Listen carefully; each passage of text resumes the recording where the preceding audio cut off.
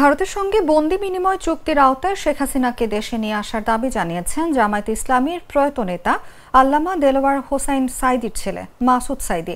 তিনি বলেন, সরকারকে বলছি, ভারতের সঙ্গে বাংলাদেশের বন্দি বিনিময় চুক্তি আছে, এই চুক্তি এখনো বহাল।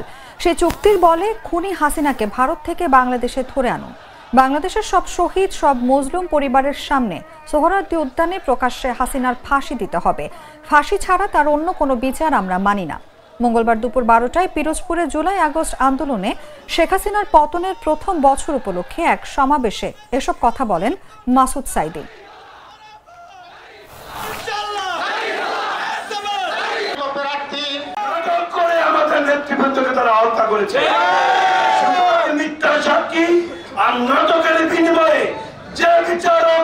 যে উকিলেরা এই বিচার চালিয়েছে, যে বিচারকেরা এই মামলার রায় দিয়েছে, প্রত্যেককেই বিচারের আওতায় আনতে হবে।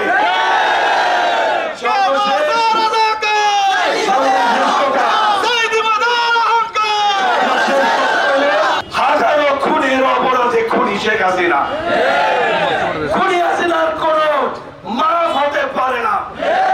সুতরাং সরকারকে বলছি, ভারত থেকে ভারতের সঙ্গে বাংলাদেশের বন্দি বিনিময় চুক্তি আছে, সেই চুক্তি এখনো বহাল আছে। সেই চুক্তির বলে খুনি হাসিনাকে ভারত থেকে বাংলাদেশে ধরে আনুন। বাংলাদেশের সকল শহীদ, সকল মুসলিম পরিবারের সামনে সোহরাওয়ার্দী উদ্যানে প্রকাশ্যে খুনি হাসিনার ফাঁসি দিতে হবে। নাটা জেলি আর পানীয়র এক অসম কম্বিনেশন ড্রিঙ্কো। চিল থাকতে চান? ড্রিঙ্কো চা বান।